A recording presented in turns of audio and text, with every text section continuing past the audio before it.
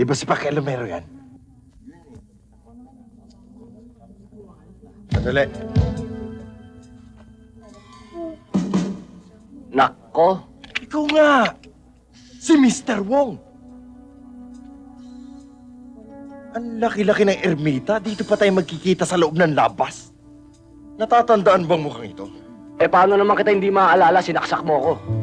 Kaya bago kita balasahin na lumipat ka na sa sasakyan mo, baka uminit pa ulo ko eh.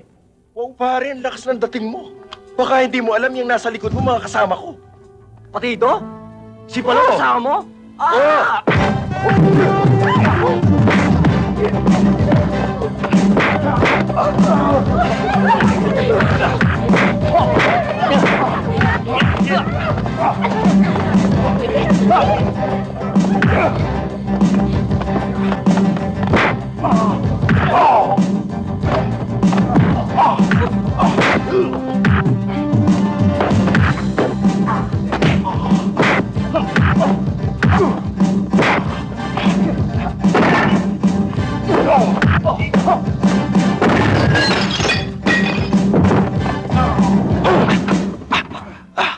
Ano?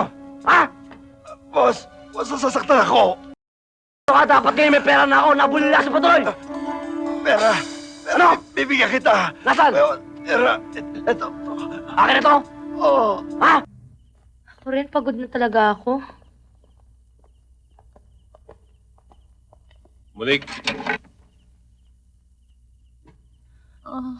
Huwag mo kaming tatakutin. Ipapupulis ka namin. Ben? Bakit ganyan ang ayos mo? Ano nangyari?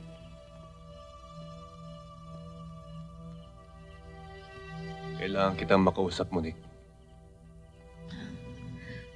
Sige na, Cleo, susunod na ako. Kakausapin ko lang siya, ha? Eh bakit naman gabing-gabi? Hindi ba pwedeng bukas na lang? Kaibigan ko si Ben. Siya yung nagligtas sa akin noon. Sige na. Mag-uusap lang kami dun sa pansiteria sa kanto. Sige, mag-iingat kayo ha. Oh. Halika, Ben, dun tayo mag-usap.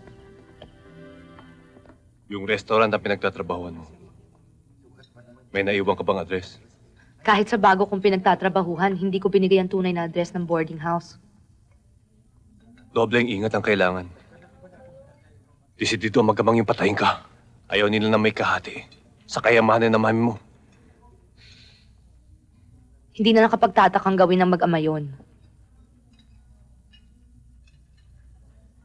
Pero ang mami, bakit siya ganun? Bakit nung pagtangkaan ako ni Charles Mundoy? Ako na ang pahirapan. Walang niya!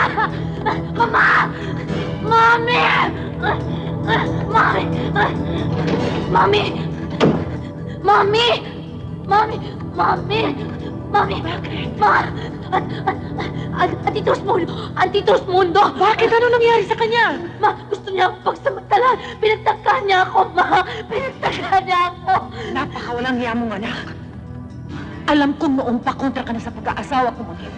Oo, mahal mo namatay mong ama. Pero kailangan bang mag-imbento ng ganitong klaseng kasinungalingan? Para siraan ang isang desenteng tao tulad ni Osmundo? Anong disenteng tao pinagsasabi niyo, ma? Ma, hindi ako nag-iimbento. Pinasok niya ako sa kwarto. Gusto niya akong gasahin. Gusto na! Kung nagtangka sa'yo si Osmundo, iisa lang ang dahilan. Inakit mo siya. Hindi ba kayo nakikinig sa akin? Buksan niyo ang tenga niyo! Idilatin niyo ang mga bata ninyo para makita ninyo ang mga nangyayari dito sa asyenda! Mahal na mahal kita, ma. Mahal na mahal kita. Kaya ayoko may masamang mangyari sa'yo o sa ating dalawa. Hindi na niya ako pinaniwalaan. Gumawa pa siya ng kasinungalingan para pagtakpan ng mahal niyang asawa. Tugo niya ako. Bakit pinaliwala niya ang panganib ko kay Chos Mundo? Paano kung hindi ikaw nautusan patayin ako? Marunong ang Diyos. Alam niyang napakalaki ng utang na loob ko. Sa namatay mong daddy. Wala akong kapera-pera noon nang ma-hospital ang nanay. Nang mamatay ang inay, siya ang nagpalibing. Saan ka magtatago ngayon, Ben? Hindi lang akong gusto nilang iligpit. Pati ikaw. Kaya kong ingatan ang sarili ko. Ikaw ang magtago kina Gilbert. Hindi titigil ang mga yun. Lalo na ngayon nalaman nilang buhay ka pa. O sige, maayos na yan.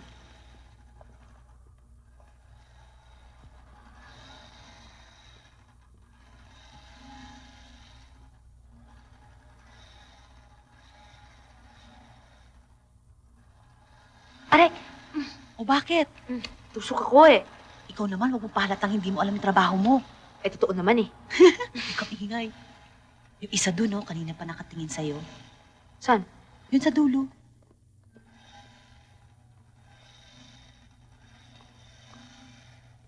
Bukas absent ako dito. Oh, bakit? May shooting ako. Oh, Alam mo kung saan? saan?